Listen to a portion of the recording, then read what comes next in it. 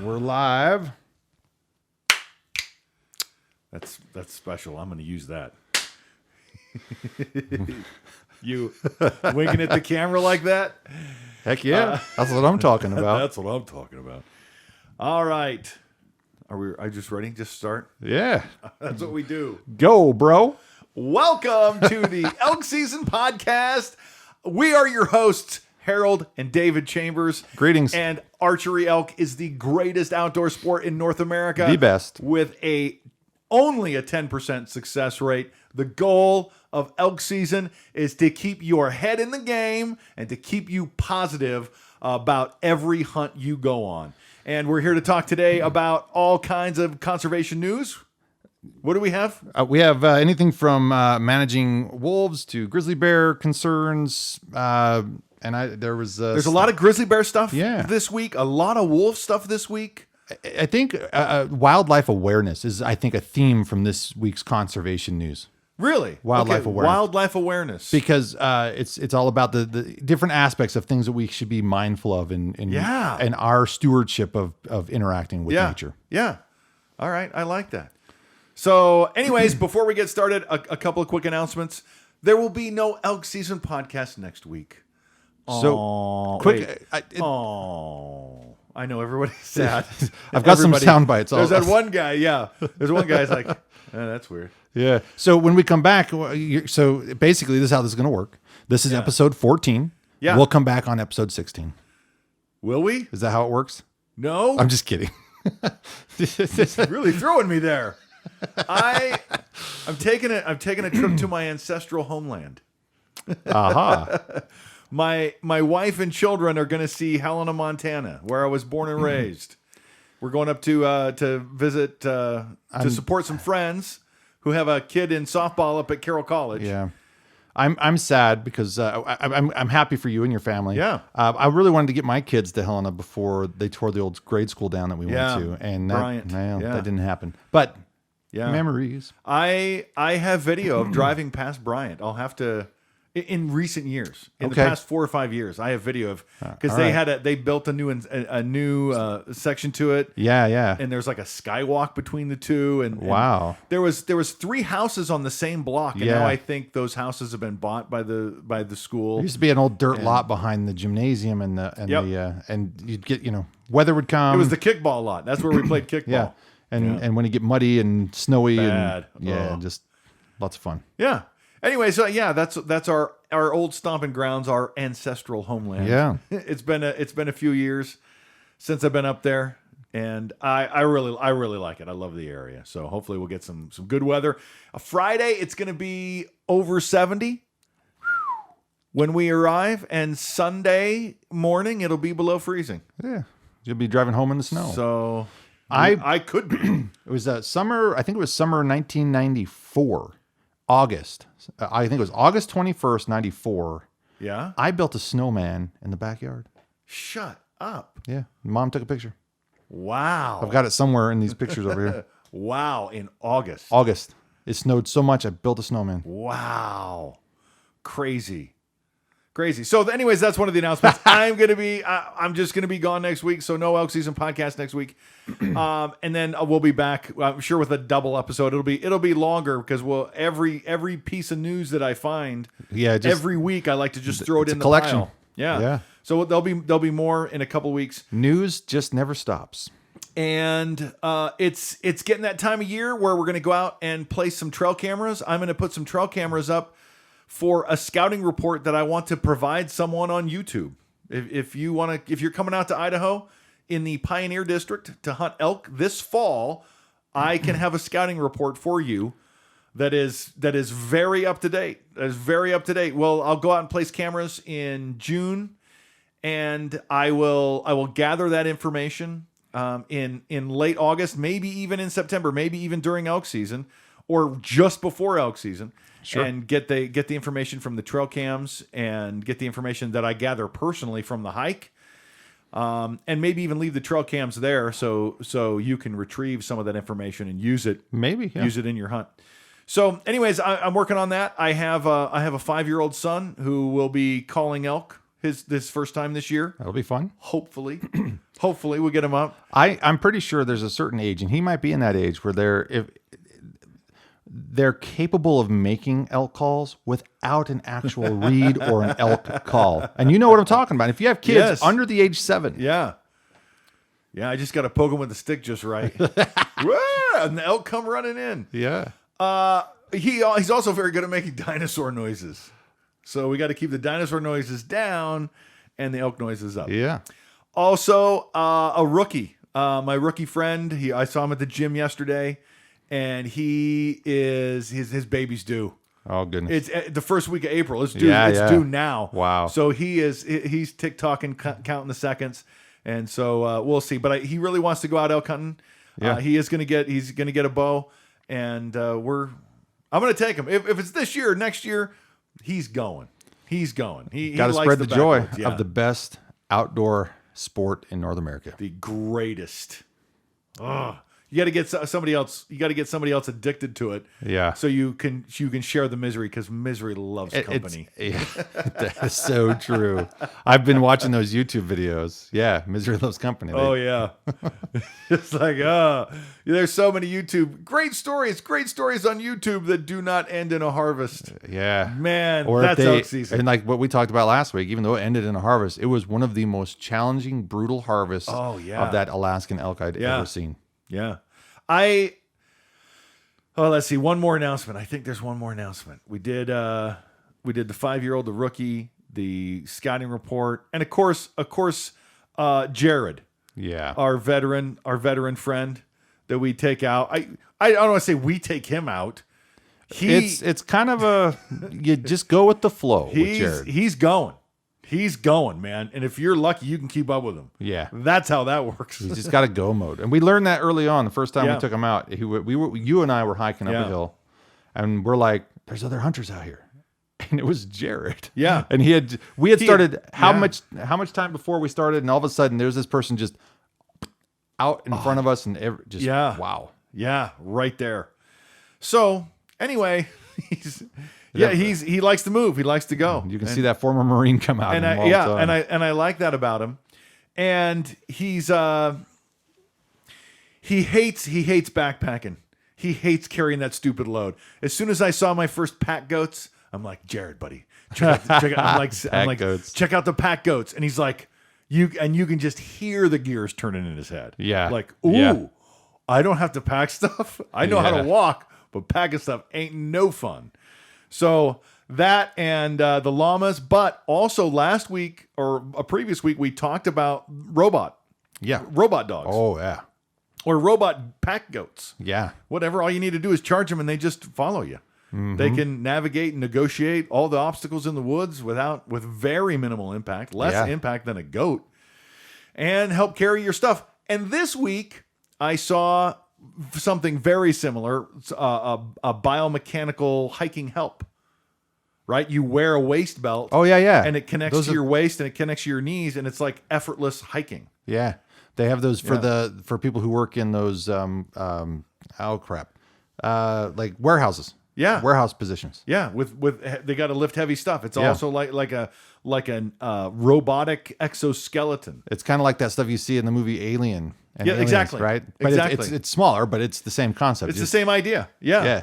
And so Jared, there's hope for Jared to come deep backcountry. Now you can have a tagline for this podcast this week that aliens were involved. Aliens are involved. So you have to listen to figure out what that means. All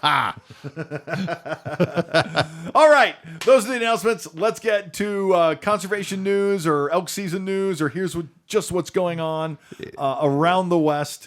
Around the world, really, because a lot of times these come from statewide. So we're gonna start off. It's kind of grisly, to be honest. Sorry. This is a terrible story. It's really sad, and it's not even the first story that we have about grizzly attacks. Just that grizzly attack survivor is back in the woods, bow hunter from Montana, elk bow hunter. Yeah. And there's a picture here of him sort of beat up. There's a YouTube video associated with this story, but that, and I mentioned how my my middle kid is named after an elk hunter. Yeah. Who was attacked by a grizzly. So named inspired by this person, but it's a real being in the woods is a real danger. Yeah. I think it's less dangerous than driving in your car to get to the woods, but it's still dangerous. Agree. But we wear seatbelts. Yeah. I like that I have a car that has an airbag. I hope I never have to use it. Yes. Right? But I like curtain airbags, front impact airbags, crumple zones. Yeah. Destroy the truck. Save me. Yeah. I'm okay. And so when we take those similar precautions, when we head to the woods, we want to know, hey, there's bear spray, or we're hanging our food up. Yeah. Or, we're armed with whatever we can, with the knowledge and the preparation to survive. So it's a subject we'll talk about over and over on the Elk Season podcast, because it happens every year, and grizzly bear bow hunter interactions will increase. Yeah, I mean, are they having to cull some of the grizzly bears in Yellowstone? Is that, or is it just there's a huge population? There's a big population, yeah, and so active management is got to be. Because here in Idaho, the active management forefront came to the highlights last week when we talked about Governor Otter, or not Otter, Little, yeah. When he was trying to say, hey, we need to get these off the endangered species list. And it's a data point. It's one step in the right direction, but we have to get people on board. As you'll see later in the news stories, we have to get people on board with predator hunting. As much as we like to hunt elk and deer, we need to manage those predators as well, and we're not doing a good job. You'll find out later. We'll talk about it. But right now, grizzly bears are coming out of their den. Right. I'm seeing lots of stories come across the feed. People just saying, hey, here's my footprint. Here's a grizzly print next to it. Yeah. Ugh. And it's so important. So we talked about elk management in that study that came out where the elk changed their behavior during the elk hunt season. Yeah. And so because of man's pressure just by hunting, the elk have responded behaviorally to that. And so that makes sense to me. Absolutely makes sense. We need to have the same experience or potential with our predators. Yeah. So to piggyback off of that active management, because as we've talked about before, to keep a bear timid of humans is important. Now, a grizzly bear is a little bit different than a black bear and a brown bear, but there's still the possibility that they go the other way. Right. And black bears really aren't much of a threat. No. They can be if you're really unsafe and you try to feed them or pet their cubs. Yeah. But grizzly bears. Don't ask me how I know that. And there's a lot of shed hunters out there right now. Right. A lot of shed. You like to hike? Yeah. I mean, really hike, not on a trail, but like hike in the brush. Then you're an archery elk hunter. Probably. And you're probably a shed hunter. Increased likelihood. And because there's a couple crazy things that happen. First of all, in the spring, right now, grizzly bears are coming out of their den. Yeah. They are looking for things that died in the winter. Whatever is thawing stinks. Correct. And you, as a shed hunter, are looking for freshly thawed antlers. Yep. You're looking for the freshly melted snow. You guys are in the same place. It's dangerous. Yes. You just need to be aware and be ready. Have your, practice your pepper spray quick draw, and practice saying, "Hey bear," and "Hey bear, it's okay. You're shed hunting. You're not going to scare the sheds away." Yeah, and maybe even have your bear spray ready. Like take the little tab off that you're supposed to break in order to have it ready to go. Yeah. And I think about that all the time because my bear spray is not set up that way. Yeah, I'm just like a few seconds, and so I need to be more mindful of that. Because unfortunately, a shed hunter lost his life shed hunting. Was it last week? Yeah, right? And so that's where we go from the elk hunter who's recovering from a grizzly attack to somebody who was shed hunting who was attacked and killed by a grizzly bear. Yeah, and it's devastating to have any kind of loss. Yep. I can't look at the picture. It's heartbreaking. It's sad. Picture of the family. It's terrible. It's terrible. And there's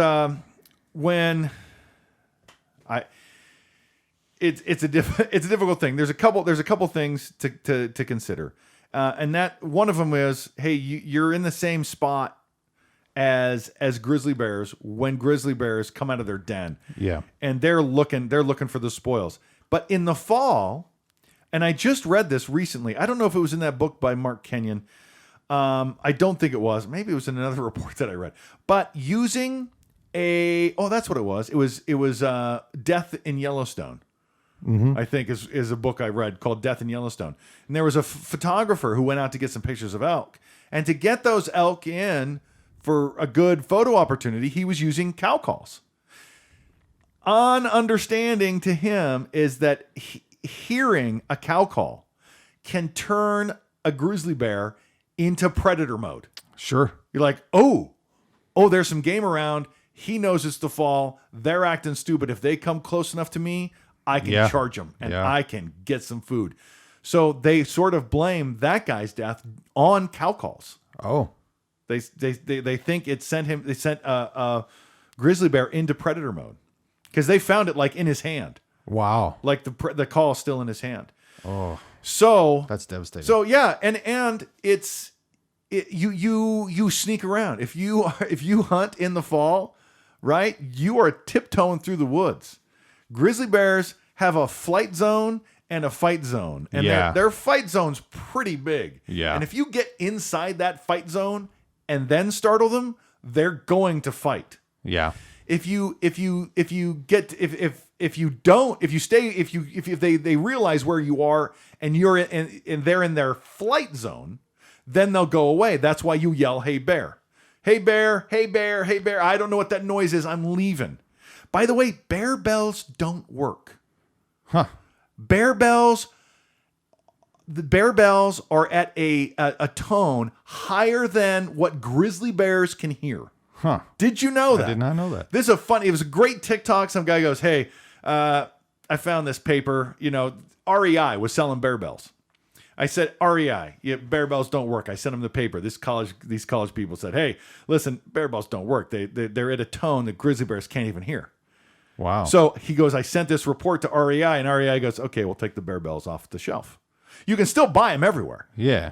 And I saw another TikTok about 3 days later of this woman who is in Yellowstone or Glacier or something, and she's got some bear bells on a stick, and she's literally everywhere she goes, shaking the stick, shaking it like there's a bear behind every tree. Oh, goodness. Meanwhile, I'm watching this like bear bells don't work.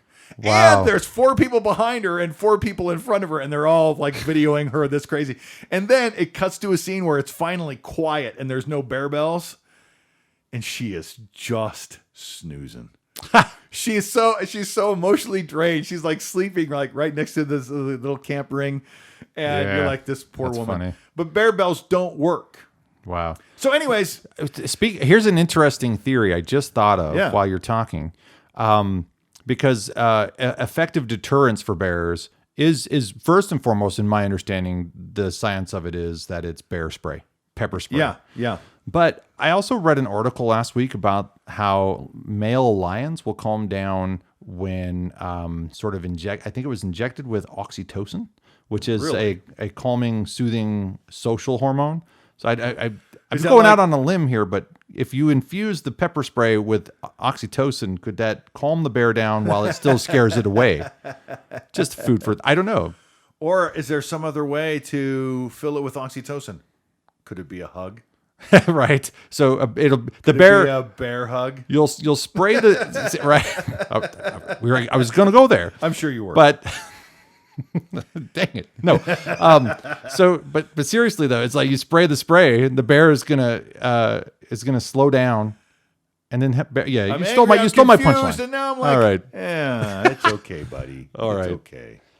But see, an interesting thing about oxytocin, so my open thought is there a chemical that could be utilized to try to help diffuse that?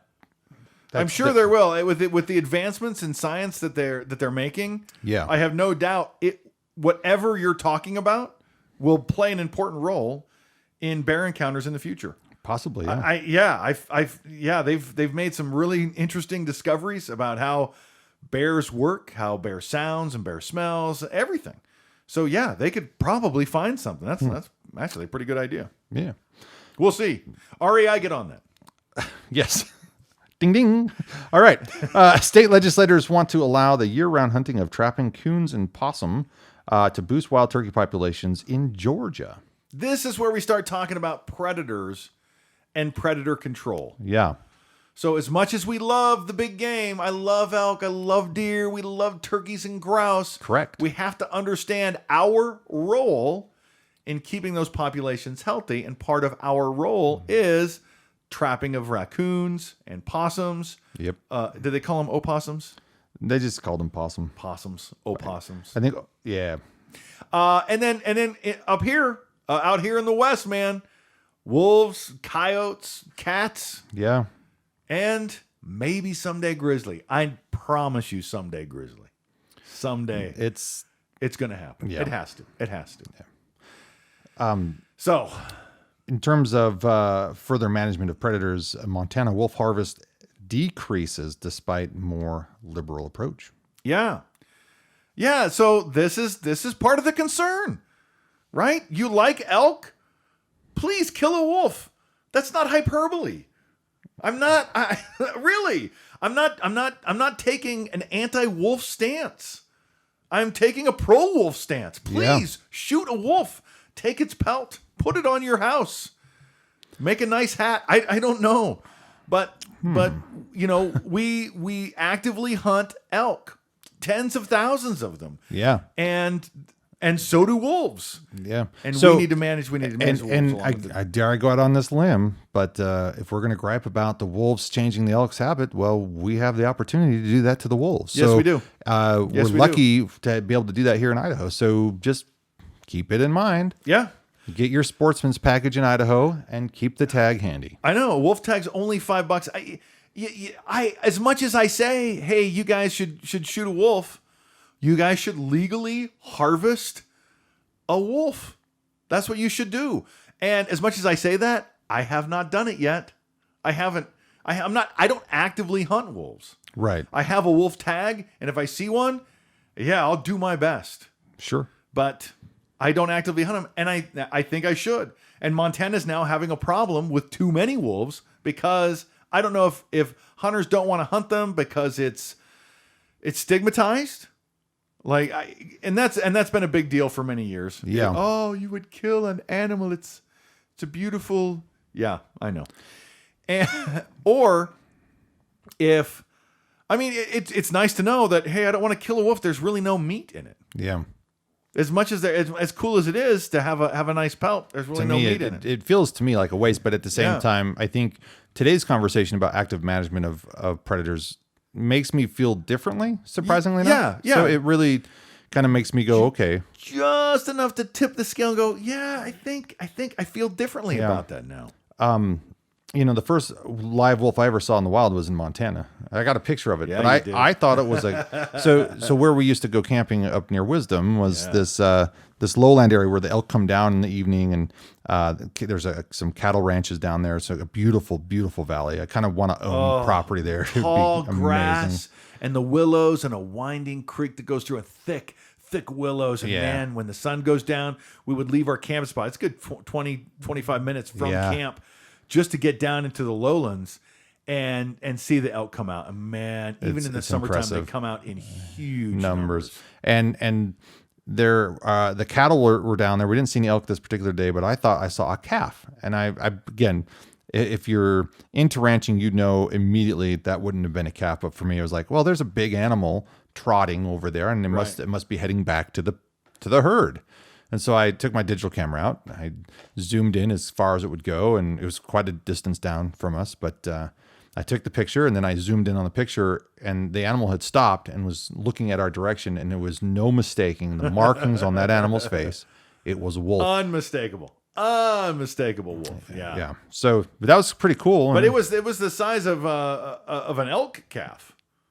Or are you talking about a cattle calf? Cattle calf. Okay. So it was probably like not it's still pretty big, like a yearling kind of thing. Yeah. This is a fairly big animal. Yeah. To see the bellies and the backs above the grass, in the tall grass in the valleys in Montana, you realize whatever is there is above that grass level. Yeah. And it's not hard to draw a size comparison and to say that's a big dog. It was a big boy. A big boy. Yeah.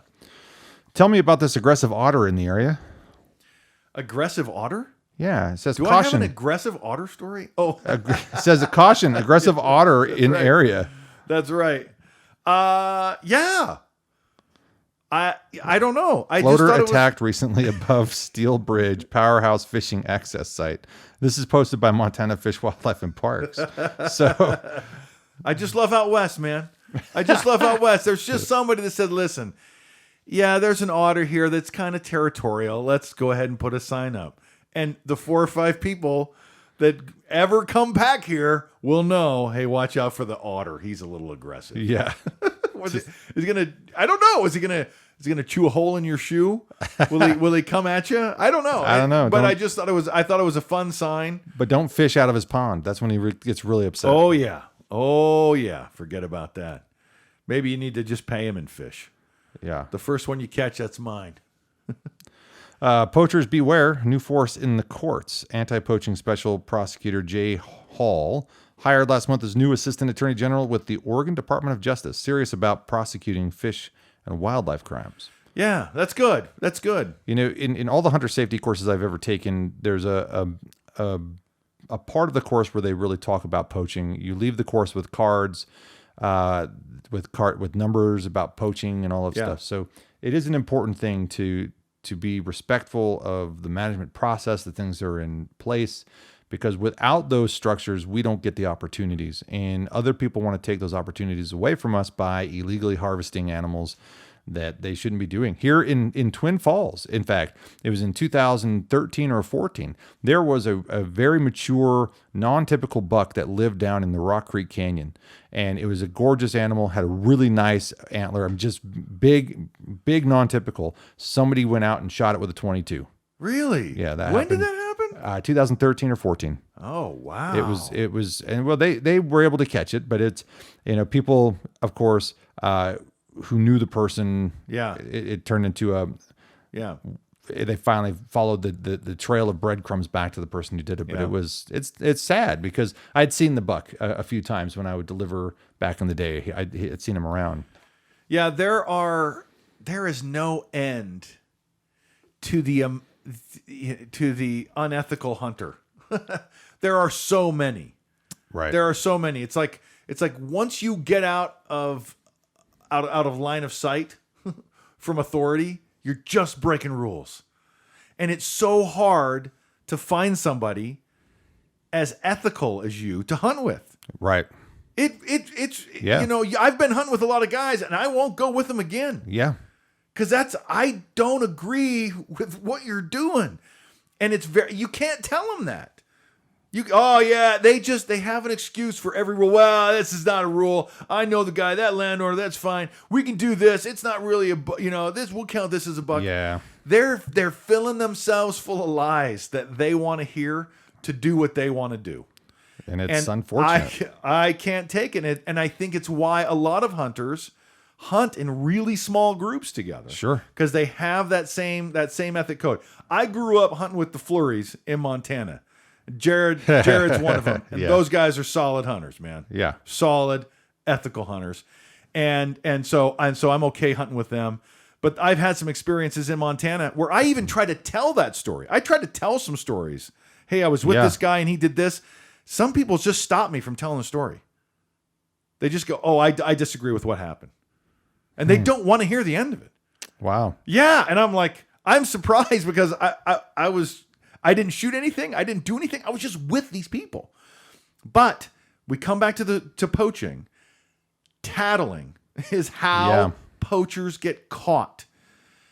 Letting people know that there's something unethical going on is really the only way people get caught. And I'm a kind of an advocate for reframing things because I think people grow up with that, oh, don't be a tattletale. So Snitches I think get stitches, baby. And I think tattling is the wrong word to use. It is, definitely. You're being an ethical person by communicating what was wrong with the situation to the appropriate authorities. There's no shame in that. There's everything right with you taking actions that are meant to help continue the opportunities that we are hopeful to have as sportsmen and outdoors individuals. So just do the right thing. Yeah. And you suspected someone of using a rifle during bow season, right? Yeah. So I had, again, it's all. I'll describe the scenario, and you can make up your own mind. Because at the end of the day, I can't say this or that about it, but it makes me go, well, that's a bit bizarre. So I actually brought this up recently. So I had seen some hunters that came from a different district because the tag sold out. And so we were having a conversation on the trail. They were a little bit late. I woke up late. And so the sun's already coming up, and I'm embarrassed that I'm out there at that time. There were some deer, white-tailed deer, not whitetail, I'm sorry, mule deer, a small group of mule deer at the trailhead. Yeah. And so I got to the trailhead, and I see these folks that are there, they got their arrows knocked and everything. And I'm like, oh, hey, fellas. Yeah, hey, great. We heard something. Oh, it's probably the mule deer that I saw in here. Are you hunting for mule deer? And they're like, no, we're hunting for elk. I go, well, there's a group of mule deer down there. And I said, where are you from? Trying to have a polite exchange. And then they're like, where are you hunting? I go, well, I've got several plans based on the area over here. And if you're new to here, this is not a bad spot. You're just trying to be friendly. And so one of the guys has a rifle.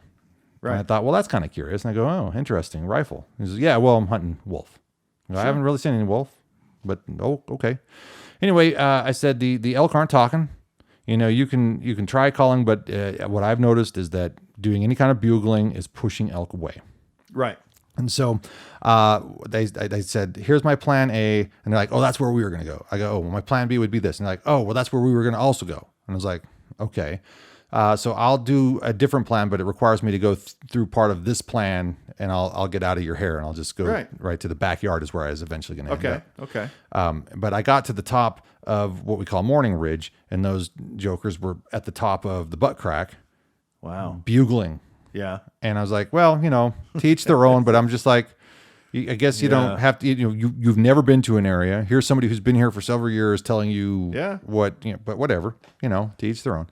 But that's when I learned, I gave you the story that there was a bull in a stand of trees in the kitchen that was making noises that made me think bear. And so, but it was that moment because he was groaning at this bugling as he was frustrated. And then I heard him almost bugle, and I go, oh, that's been an elk this entire time, because I sat down for 2 hours listening to these groans. So they are making noise. They are making noise, but it was just making different noises. And he just wasn't going to bugle. So I went down and tried to pursue more, but he had been pushed off because of those bugles. He was slowly groaning as he got up, and just slowly was like, whatever, I'm leaving. And so anyway, later that day, I heard 2 gunshots. Yeah. And I'm thinking, why? There are wolves up there. There are. And we advocate for the shooting and filling of your wolf tag. But it just seemed odd at the time to me. It didn't seem correct. The circumstance seemed a little bit odd. Right. To have those 2 gunshots, part of me goes, were they just shooting into the woods to try to spook something out? Did they see something and decide to harvest it because they had a bow that could stick an arrow in the gun hole? Right. I don't know. I didn't see anything. I just heard. So it's all speculation. And to benefit of the doubt to those individuals, I didn't see them again after that. Yeah. But something like that might be worth following up on. If later in the day you go, let's check that trailhead to see if they're packing something out. Yeah. Because I heard rifle shots, and that's cheating. Yeah. That's cheating. During bow season, it's cheating. Even during rifle season, I think it's cheating. That's just me. You can do. I do. You can do short range weapon. You can do black powder. That black powder's fun. I've been curious about black powder. Black powder's fun. But anyway, so most poachers are caught via, how do you not say tattletale? How do you say something via third party? Via what word would you use? What sentence? I don't know. By a concerned ethics. Well, a concerned hunter. Yeah. Concerned hunter.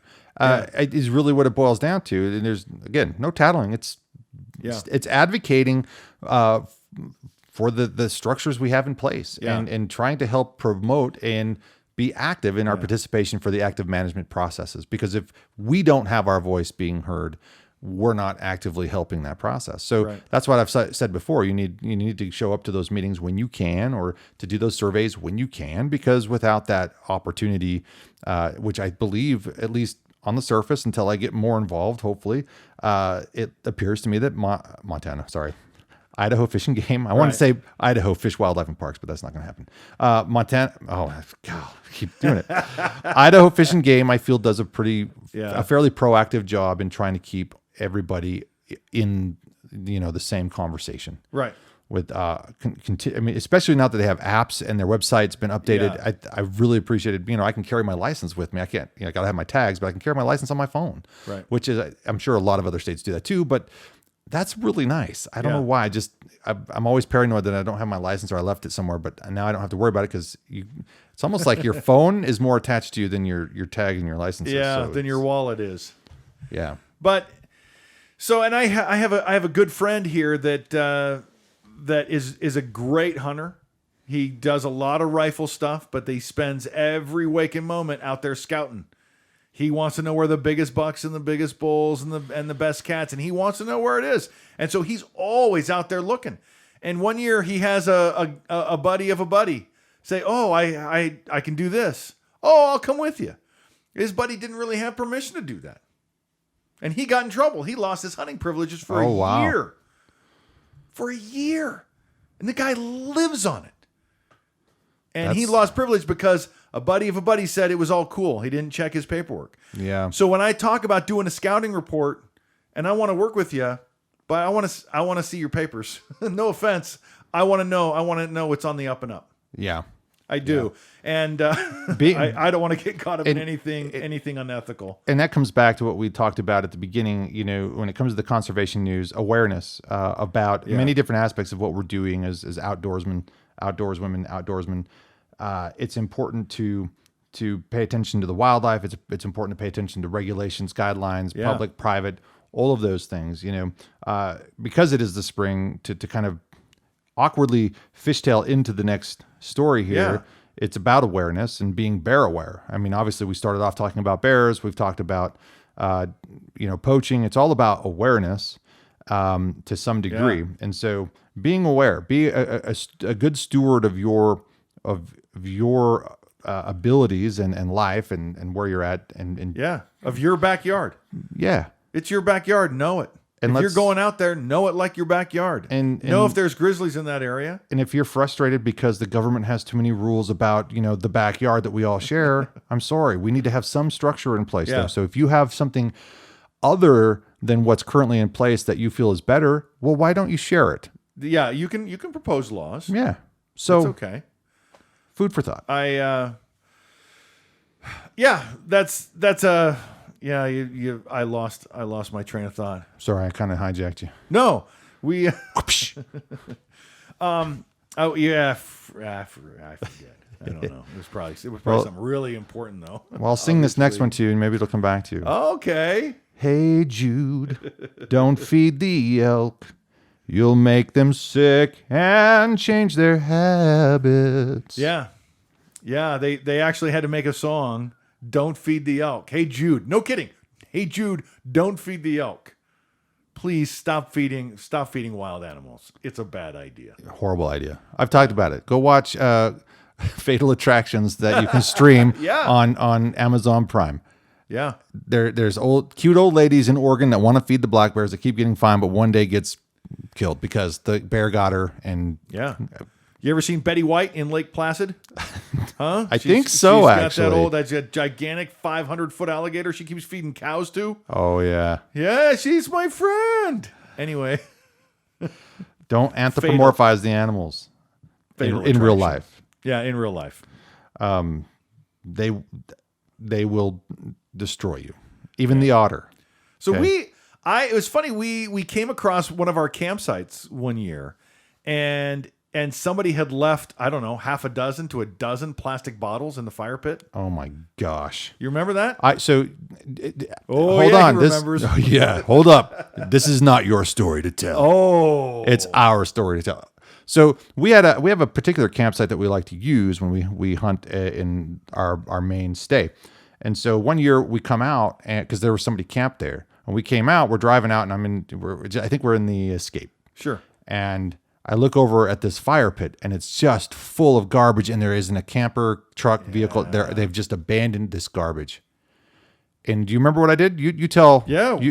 We stopped and cleaned it up. I swore. Yeah. I cursed. I slammed on the brakes. I pulled over. Nothing aggravates me more than an intentional pile of crap that you just need to pack out. I grew up. Montana really instilled that in me. Pack out what you pack in. Pack out what you pack in. And, there's the occasional thing that falls off the pack. I get it. And those things are incidental. And that's okay. And we find them, we pick them up. But then with no curse words. But then there are times where there are intentional things. Because I had the same reaction. We were on top of the saddle. It was not long after we found the video camera that unintentionally fell off of this person's pack. And just after that, we sat down and I found a frickin' glass bottle that was capped and sitting there. Now, how do I know that was intentionally left? Well, they took the wrapper off and shoved it in the bottle. Yeah. Is an evidence to me that this was intentionally left on the top at 10,000 feet. Yeah. You're leaving your crap. Yeah. Stop it. I will. Yeah. Just pack out what you pack in. So and there are a lot of things to help with that. Now, phone scope is one thing. If you can phone scope, and this goes back to the poaching and ethical stuff. Yeah. But your phone can time log and geotag. Yeah. So if I think, was it you that talked to me about having some motorized vehicles on a non-motorized trail? I may have heard that story from someone else. There was a particular time when I was up in the I forget what the other places that we hunt. The three different trail systems. Oh yeah. I forget, middle trail, left. It was called Base Camp Creek. Base Camp Creek, right? Yeah. So Base Camp Creek, I was up there by myself one time, and I heard a motorized vehicle, and I was like, "What in the heck is that?" Because this is non-motorized, and I could never spot where that was coming from, but it sounded like it was right up in there somewhere. Yeah, but that's. I don't know if that's the story you're talking about. No. Someone told me a story. They were hiking and they had to get off the trail as some motorcycles came by, and the motorcyclist stopped. And this guy took out his phone. He goes, motorcycles aren't allowed on this trail. And they go, yeah, we don't care. And he's like, okay, well, I have video of you and your license plate, and you will care. You have to be ready to have that conversation. That's an intense conversation to have in the wilderness where everybody's strapped. Yeah. But I'm ready to have. Yeah, it. My approach to that is to say, okay, well, I'll let I'll report this to the authorities, and I'll let you have that conversation with them, and have a good day. Yeah, because that's really frustrating to hike for 6 or 7 hours and to have somebody speed up on you when if it was legal, I'd be on a motorcycle with you, man. I love motocross, and I love four-wheelers. I love all that stuff, but there's designated trails for a reason. Yes. And they need to stay on those trails, and we all need to play by the same rules. And if some guys aren't, they need to be turned in. Yeah. So be a concerned citizen, be a concerned outdoor advocate for the structures we have in place. Because if we don't play by those rules, then we don't get to share that space in a way that's happy and healthy. Again, if you don't like the rules that are in place, make a suggestion for how the rules could be altered, and let's talk about it. But don't just drive all over the rules because you don't like them. Right. That's or you arrogant. Disagree. Yeah. It's tactless. It's stupid. I disagree that horses have a smaller impact on a trail system than a bicycle, a pedal bicycle. That was a big debate around the Boulder White Cloud areas back for the longest time. And I'm on the mountain bike side. Yeah, like they don't make it that much of an impact. Horses, you get a big string of them in there, they really start tearing stuff up. I've shared that story before. Yeah. So anyway, there are some rules I don't like, but I follow them. Yes. And I want to be that ethical hunter, and I want every other hunter to understand there's a high standard of ethics, because nobody's watching you but you, and you gotta sleep at night, man. I just hope you're honest. That's all. Yeah. Ultimately, I want us all to be able to share the same space and have a good time. Yeah. We don't get there if we're being arrogant towards each other. Agreed. And please don't leave trash. Don't. Come on. There's nothing that grinds my soul harder than people being... tightens my jaw. I will pack stuff. I found again somewhere up there. This is from old timers leaving stuff. I found a bunch of trash, old rusty cans and stuff, and I put them in my pack, and I can hold them out just because. I went to the Grand Canyon in 2006 and was heartbroken by the amount of trash people left on our national monument in the middle of nowhere. There was a piece of trash I couldn't take out there. It was a box spring that had been burned, but they left all the springs. Oh, wow. I mean, I grabbed tons of stuff. In fact, I have these little igloo coolers that I had with me at the time, and one of them has rust stains from crap that I was piling on top in the vehicle I was traveling in because of all the trash I took out of the Grand Canyon. Yeah. So wherever you can, whatever you can do, if somebody else has been not using the land correctly, help out. I think every little bit helps. Yeah. Conservation. And whistleblower. Maybe tattletale's not the right word. Whistleblower. I think choose your title. I like the idea of just being a concerned citizen doing the right thing. Yeah. Yeah. And gathering some evidence. Yeah, you have to have the right evidence, because that situation that I described with the rifle, it's just hearsay, just suspicion. Just suspicion. But the way that the conversation went earlier in the morning, I was like, man, something don't feel right about that. Yeah. There's a lot of shady characters out there. Yeah. And I've met too many of them. That's why I usually hunt alone. Or with him. It's okay. I trust him. Yeah. All right. It's in other news. So for the longest time, especially here in Idaho, we've had an issue with our our bighorn sheep. Yeah. Having diseases that are causing the populations to decline. Interestingly enough, we talked recently about the populations being culled over in Teton National Park. They were getting rid of the that was mountain goat. Sorry, wrong species. The sheep are okay. Never mind. Sorry, I had my species mixed up. Anyway, in this particular case, mountain goats in Teton National Park is kind of like elk in Alaska. Yeah. Just a little bit outside their ecological zone. But with bighorn sheep, it's kind of like a heartwarming story to see that at least in North Dakota, the population is thriving, and knowing how sensitive they've been in the last couple decades to a mysterious disease. It's nice to see that they're at least somewhere having some success. Having a good population. It's not all bad news. Yeah. There's populations are growing everywhere. We're not just naysayers and like the naysaying stuff. I love every story that I read that wolves are getting into Colorado, and that bison are doing much, much better. There's a lot of bison out there. Because in some of the books I read, and I'm this one on John Coulter. This book on John Coulter. Have I heard his name before? I'm pretty sure you have. They go through the list of the best things to eat out west. And at the top of the list is bison. Really? Bison is number one. Elk is number two. Okay. And I think bear and then deer. Yeah, it's funny. Bison. I think Coulter would disagree then with some of the attitudes taken by Lewis and Clark and their company as they got out west. They were tired of elk meat when they were on the West Coast. Yeah. And so they traded for some dogs. They traded a mule for some dogs from the Native Americans because they wanted something other than that soft elk meat. You know what else they did? They traded salmon for elk. Yeah. They would rather eat elk. As sick as they were of elk. They would rather eat the elk than the fish. Yeah. And the Native Americans are like, trade? Yeah, I'll take that trade. so much good, healthy stuff in fish. I was going to get, sorry, this is a side note, really not related to this, but it is loose thread. Okay. I had a sample the other day at a store, and it was Pacific caught halibut in garlic butter. And I was like, oh my gosh, I don't eat fish that often, but this was really good. So I'm like, I think we're going to have fish for dinner. And I looked down, and it's $20 a pound. Yeah. So we did not have fish for dinner. Yeah. It's like, I had fish for dinner once this week. We're trying to do fish once a week. Yeah. We had, some shrimp too, but we just get a salmon and fry it up. And I love salmon night. Awesome.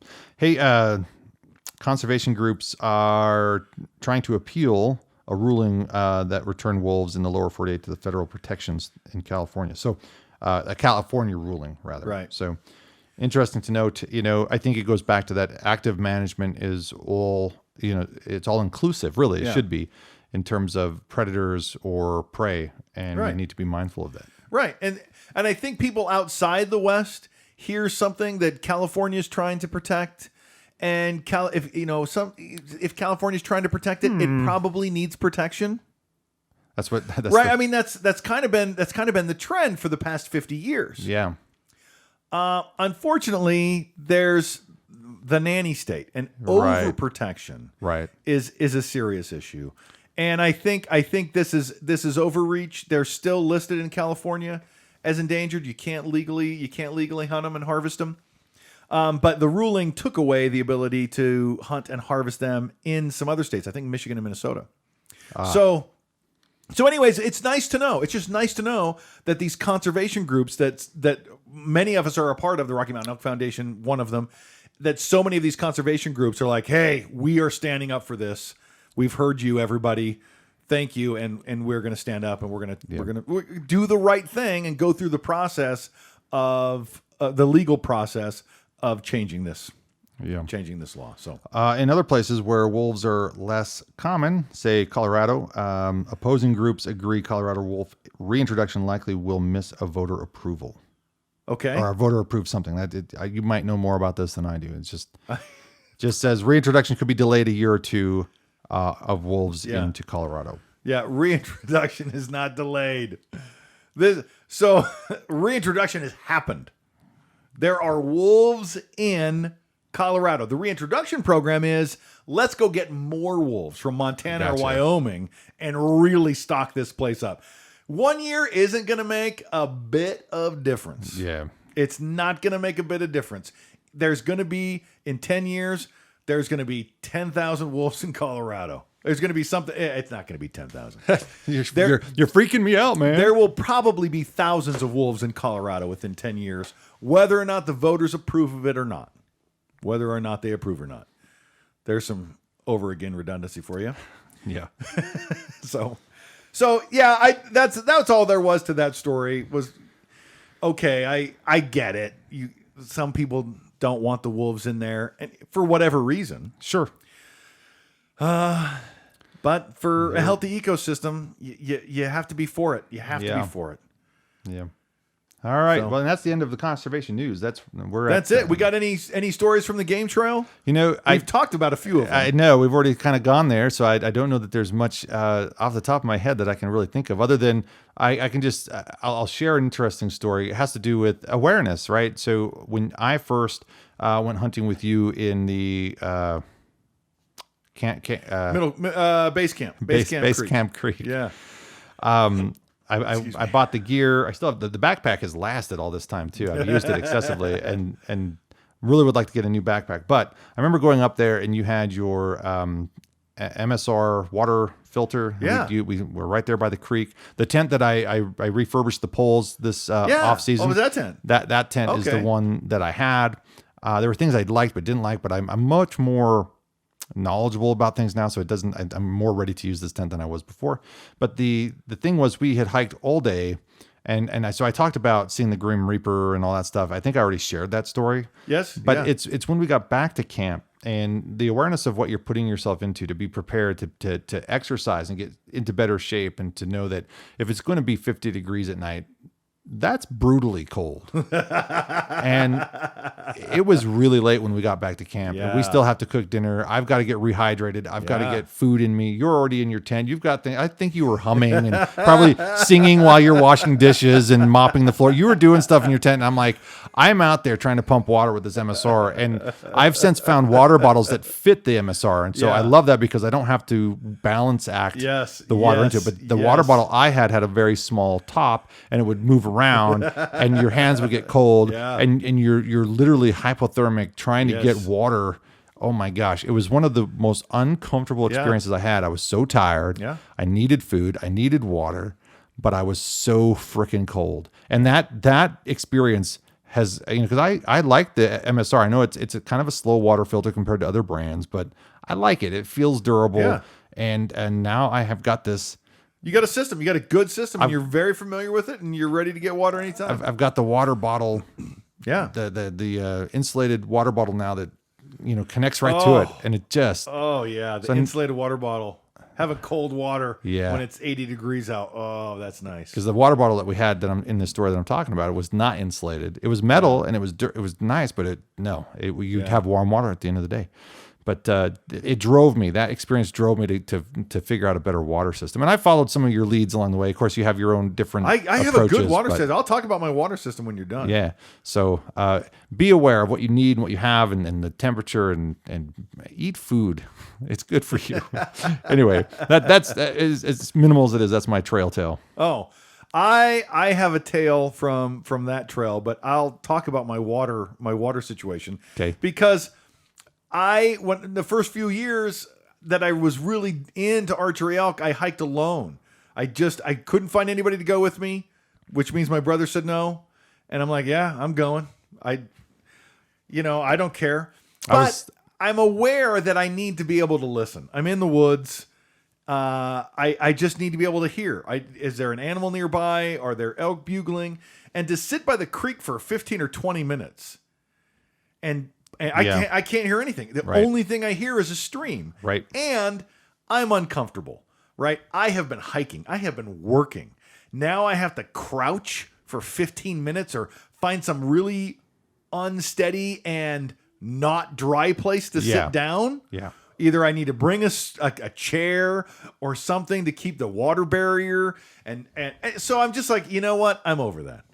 I go, I need a better system. I need running water. Yeah. And so I found a big pouch, a big filter pouch, and you fill it up. It doesn't take up much more space than the hand pump that we have. Yeah. So, but I can fill it up with water. I can hang it from a tree. The water bag filters into a water pouch. It's a 10-liter water pouch, 2.5 gallons. Yeah. So I can effectively get 2.5, probably more than that, because my filter has a stopper on it. Mm-hmm. So if I just want a little bit of water to rinse my hands off and wash them, then I can go use the stopper. It's like having running water. Or I have a 2.5 gallon pouch that anytime I need to fill up and go, I can do that. So I really like that water filtration system. The water filtration. When I started going, I had to identify what are the worst things that I'm doing. What's the most uncomfortable? What do I not like? And it was my water filtration setup. You need a lot of water. Yeah, you do. And I'm sitting there crouching by a creek, and there we go again. I need more water. Let's crouch by the creek. And I'm drinking at least a gallon a day. Oh yeah. At least, and using another half gallon in cooking. And so every one of those is one little pump at a time. So I said, yeah, that's for clowns. I'm here to hunt. Yeah. So I have the system, and I love sharing it. Yeah. Right. No, hey, you need some water here. I got plenty of water. I bought a 10-liter pouch myself. Yeah. I just need to get that other hanging bag that you have. Yeah. It's great. So I really like it. Well, let me tell you a tale from the trail, and it comes from the Middle Creek of Base Camp Creek. Okay. And I was alone, and I really liked hiking all the way into that Middle Creek, and hiking from Middle Creek. And this is one of the years I had done that. I go deep in there, and all I ever did was I would hike up to the game trail. And, the game trail's at different elevations. But if you just follow one single game trail, eventually, the game trails sort of follow elevation. Yeah. So eventually, the ridge comes down below the elevation of the game trail. And the game trail goes around the mountain. And you can just follow this game trail around the mountain and follow it all the way down the other side. And so as you get closer to where the game trail meets the ridge, you get up in the rocks. Right, okay. You're just a little bit in the higher country, and I was like, well, this, I'm sort of done hunting this side. It's like 1:00 in the afternoon. I'm just putting one foot in front of the other to say that I'm hunting. So I'm just hiking, and I see this rock outcrop. It's a little bit below me, but I walk out to the end of it, and my thumb's in my little backpack strap, and I'm looking at this beautiful valley of Middle Creek. Yeah, and I look down at the bottom of the rock outcrop was a little group of trees, 24 maybe, and there's a big 6-point bull just grazing, and I'm like totally exposed on the top of this rock, and I'm like, Oh geez, and it was very new. It was a long time ago. It was very new. I remember in the story. game. And I'm like, what do I do now? Right? I should have ranged him and shot him.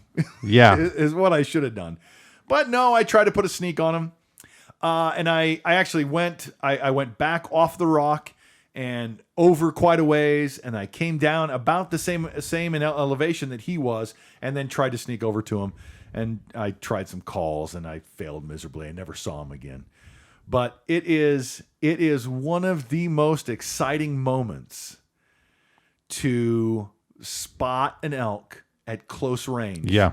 That doesn't know you're there. Yeah. That is a feeling that I chase as much as anything. And it's ridiculous how many opportunities I've had in those alone. Well, and together. Alone, yeah. Because we called them that I fell asleep at 20 yards, if you remember. But they had no idea that we were there. Yeah. I had that 30-yard bull, 5-point. Yeah. Just grazing. Yeah. And what a travesty I was that day. He hauled up from the kitchen, because that's the side we were on. He hauled from the kitchen up to Morning Ridge in less than a minute. Yeah. When I finally got exposed, and I was just like, I am not an elk. Yeah. Those guys are equipped to run in that country. It takes about 30 minutes to get from that spot he was at to where I was at, if you're moving. Yeah. So. And we're not. I like a no sweat hike. Yeah. I talk to my brother a lot about it. But when I move, and I move slower than you, I am trying not to sweat. Right. I'm not trying not to exert myself. I'm not trying not to work hard. I'm trying to keep my breathing and my heart rate low enough that I can pay attention to what's going on around me and react appropriately to it. Yeah. That's what no sweat hiking is to me. I'll have to go back. I'll have to dive deeper into the subject of no sweat hiking. But it means a lot more than just not trying to work. Right. It's an intentional tactic. Yeah. Intentional tactic. Anyways, so that's it. That's it for the Elk Season Podcast. Yeah. Thanks, everybody. If you stuck around, there will be no Elk Season Podcast next week. We'll come back for episode 60. Sorry, I don't know why. I feel like I have to force this joke on us. It's a dumb joke. No, because by the time we get back to it, it could be episode 23 or 26. I don't know. What happened to the other episodes? Well, we just didn't make it in that week. Yeah, we just didn't make it in. So we'll try to be back in 2 weeks. I'm sure we will. Yeah. And after we have an adventure. Yes, we'll come back after an adventure. I'm looking forward to that. We'll have some fun content. Have a great 2 weeks. Be safe out there. Be well. Be well. Stay awesome. Cheers. Bye.